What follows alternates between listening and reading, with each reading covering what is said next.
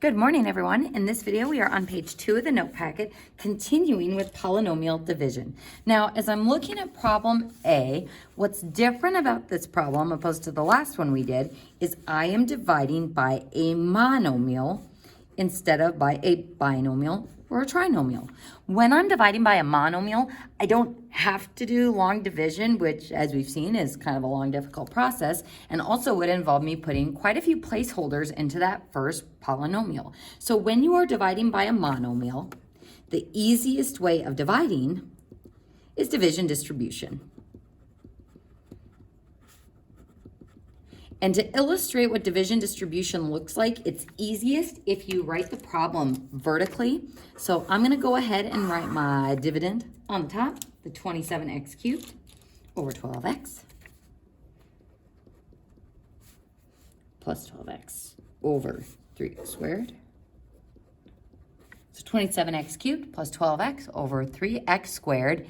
And just like we've done before when we're simplifying, division distribution says I'm going to take this chunk divided by 3x squared and this chunk divided by 3x squared. Now, some students find it helpful to actually write these as two separate fractions. This is not work you have to show.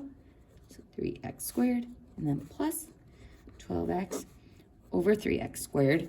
But sometimes this is helpful to break it down into the two separate fractions because then you consider simplifying these as an individual fraction. So if I look at 27 divided by 3, that would be 9.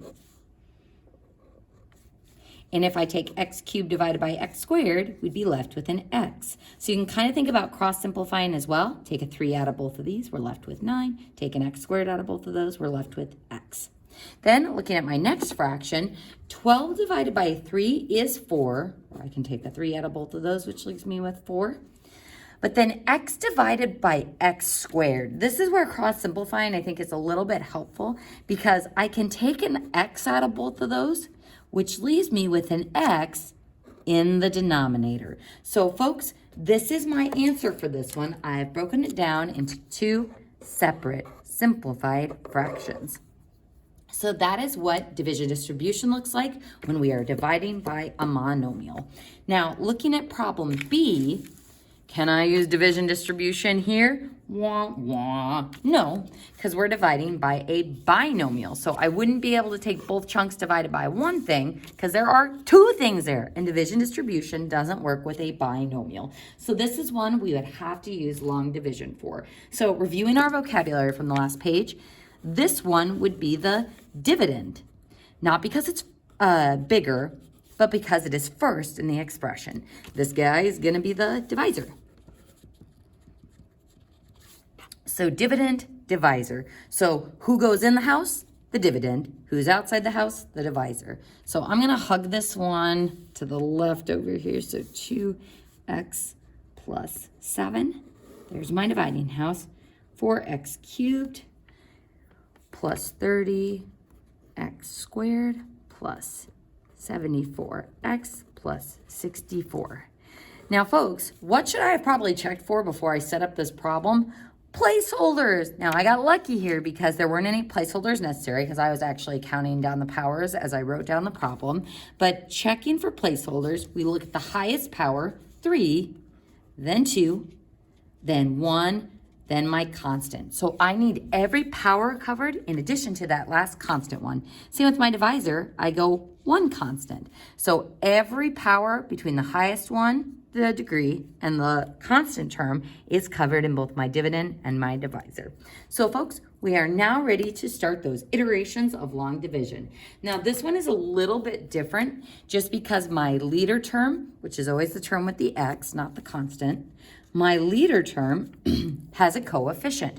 So folks, I kind of mentioned this on the previous page that it's not a bad idea when you're comparing your leader term to the first term in the dividend to ask separate questions for the coefficient and the variable part. So I would say 2 times what gives me 4? 2. And then x times what will give me the x cubed, x squared. So the leader decides who goes on the dividing house, and then I multiply that by the leader and any tag-along terms to get my first line. So 2x squared times 2x is 4x cubed. That's that match that I wanted to get. And then 2x squared times 7 is 14x squared. Enclose in parentheses and subtract both. So 4x cubed minus 4x cubed, those cancel. And then 30x squared minus 14x squared is 16x squared. And then we bring on down our next term. And now we repeat the iteration. So I cover up the 7, cover up that 74x, because we're only trying to get a match with that first term. So 2 times what gives me 16? 2 times 8. X times what gives me x squared? X. So notice that my variables are going down in power. So 8x times 2 times the leader term is 16x squared, and then 8x times 7 is plus 56x. Enclose in parentheses and subtract. 16x squared minus 16x squared, those cancel out, and 74x minus 56x is 18x. And bring on down that 64. Folks, I invite you to pause the video and see if you can do the final iteration on your own. So 2x times what gives me 18x? Just a straight up plus 9. Times the leader times the tag-along term, 18x plus 63.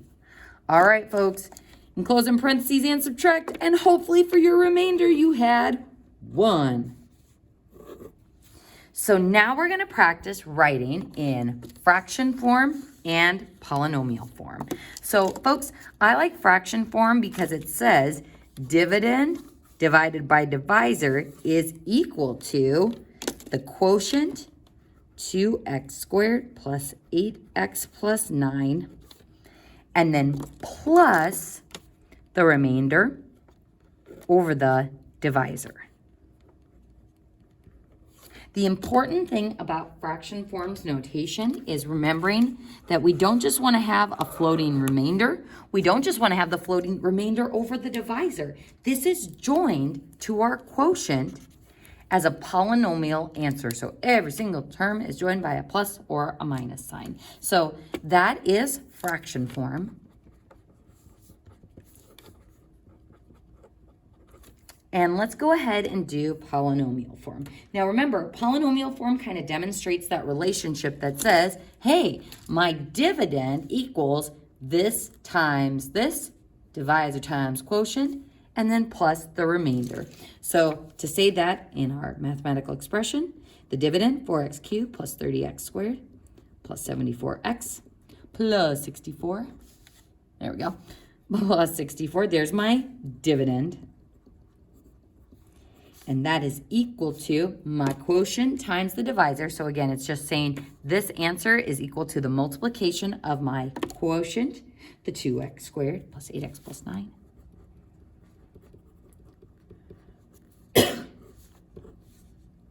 Quotient. And then times my divisor. I'm going to throw that in parentheses 2x plus 7. And then plus the remainder of 1. And again, folks, be careful what my math lab is asking for. Is it asking for fraction form? Is it asking for polynomial form? If it's asking for what this divided by that is, it's looking for fraction form. But if it says, hey, what's my dividend equal to in polynomial form, then it's looking for the quotient times the divisor plus the remainder. So polynomial form. All right, folks, in the next section, we're going to be looking at synthetic division. Now, synthetic division, let's go ahead and just talk about that word synthetic. Synthetic usually means like fake or artificial, which is exactly what this type of division is. So it's not real division. And in fact, most of my Algebra 2 students love this because it's way easier than long division. So if you're like, well, Mrs. Cairo, if it's easier, then why do we even learn long division?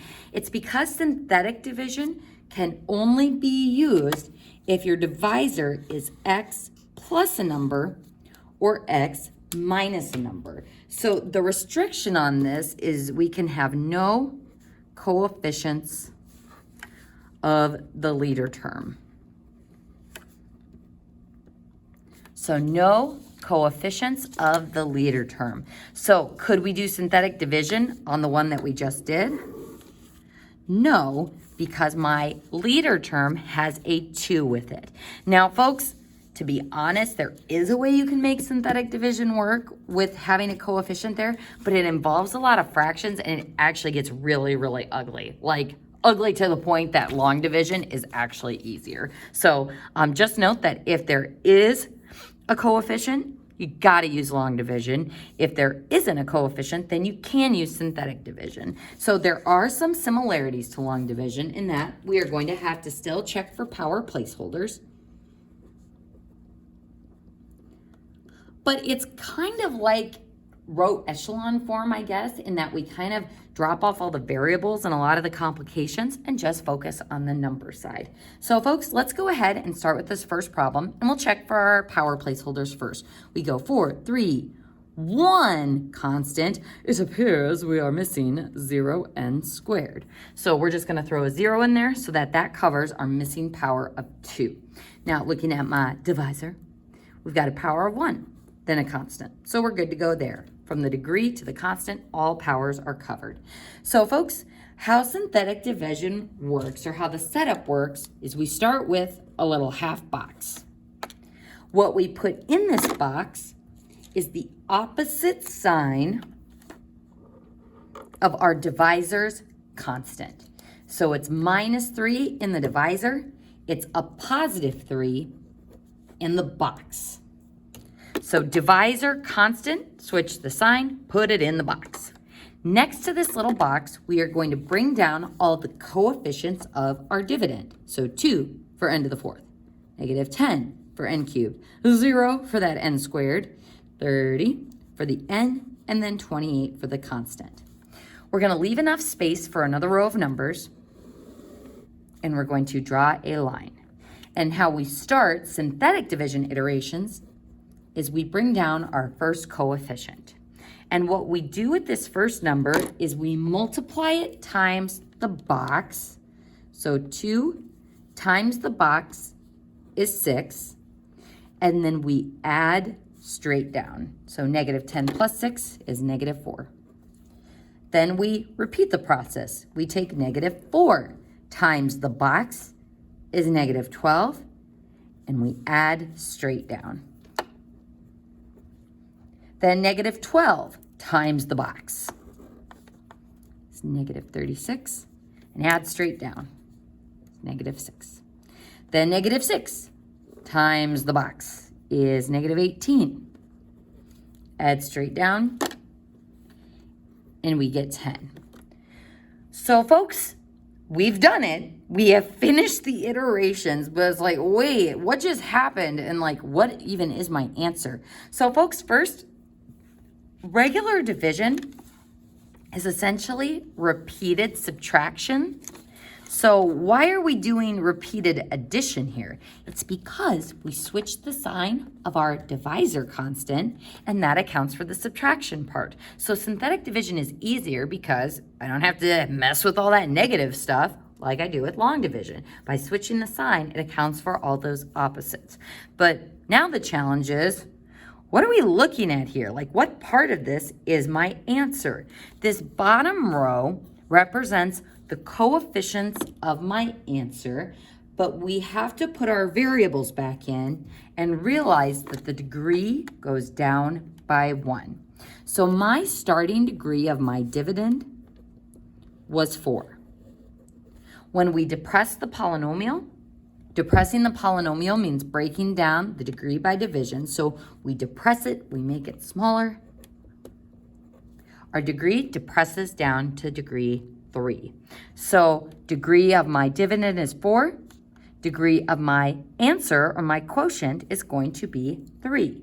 So 2, that first constant, is going to get n to the 3rd. Then -4. We go down by a power to n squared. Then -12, that gets the n. So -6 is the constant. So what about that 10? 10 is going to be our remainder. So for synthetic division, we're going to write our final answer in fraction form. So next to that minus 6, we're going to do plus the remainder of 10 over our divisor. Now, sometimes students are like, is 3 the divisor? 3 is what goes in the box, but what we're actually dividing by is still the n minus 3. So plus the remainder, 10, over the divisor, n minus 3. And that would be our answer in fraction form. Making sure we include that plus that connects that remainder over the divisor to our polynomial. So folks, we're going to go ahead and go to the one directly below it. So we are going to use synthetic division on this one, and we can because we see that there are no coefficients of my leader term, x. Well, there's a coefficient of 1, but no complicated coefficients. So first, we check for power placeholders. I go from a power of 3 to a power of 2 to a constant. Which power are we missing? The power of 1. So 0x to cover that power of 1. Looking at my divisor, we've got a power of 1 and a constant. So we're good to go there. So first, the setup. It's minus 3 in the divisor. So what are we going to put in the box? A positive 3. So folks, if it was x plus 3, negative 3 would go in the box. So you always switch the divisor number sign of the constant to put it in the box. Next, we list out our coefficients of our dividend. 2, negative 5. Don't forget that placeholder of 0. And then negative 9. So I'm going to get us started on this one, and then I invite you to pause the video and finish it on your own. So we always start by bringing down that first digit. Sometimes students will try to bring down the box number instead of that first coefficient, so just be careful there. You always bring down the first term, and then it's times the box, add straight down. Times the box, add straight down. Take it from here, folks. Times the box, add straight down, and we get a remainder of 0. And I put a happy face in that 0 because 1, it's satisfying. 2, we don't have to write that ugly little fraction at the end because 0 divided by whatever is going to be 0. But 2, this tells us something very important about that divisor. So folks, to kind of illuminate this, if I have 20 divided by 4, 4 times what gives me 25? We subtract 20, we get a remainder of 0. So folks, what does getting a remainder of 0 here tell me about 4 and 5? It tells me that 4 and 5 both go evenly into 20, and they are factors. Oh no, Mrs. Cairo, factors. So folks, why do we care about factors?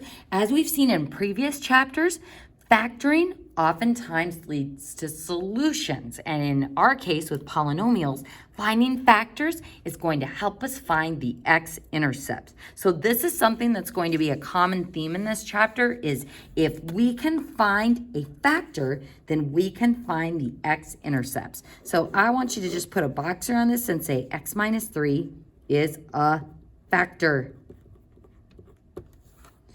And if x minus 3 is a factor of that, then x equals 3 would be an x-intercept or a solution or a root of the equation.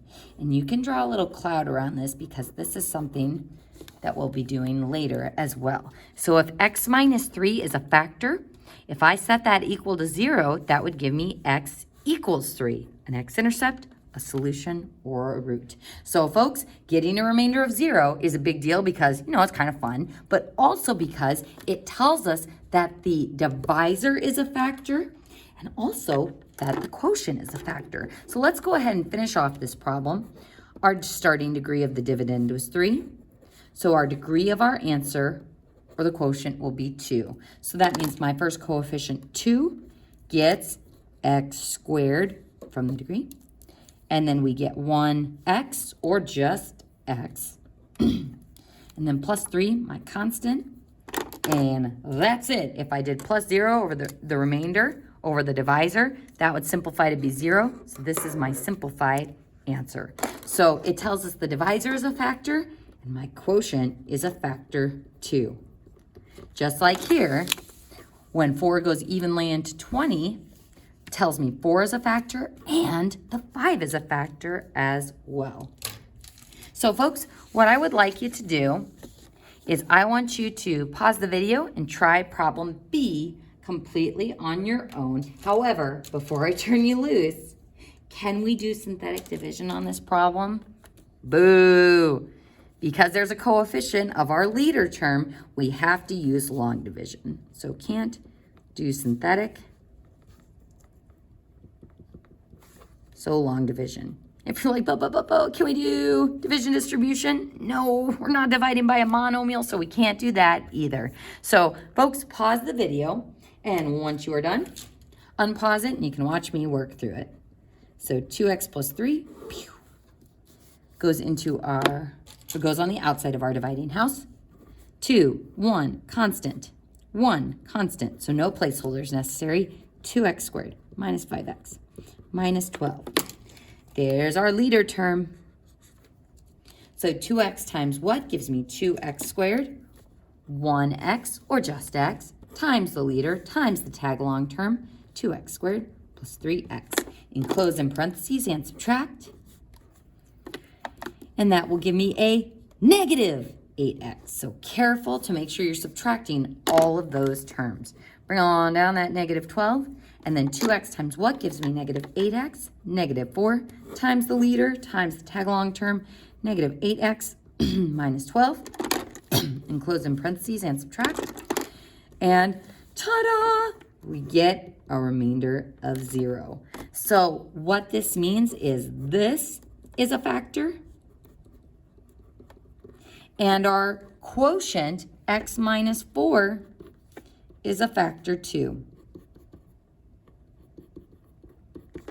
So this is kind of nice. I mean, not that you would probably ever do long division to check your factoring work of a quadratic, which you should be adept at doing right now, but it is kind of nice that you can check a polynomial dividing by one of what you think is its factors to prove that it actually is a factor. And folks, that concludes page 2 of the notes.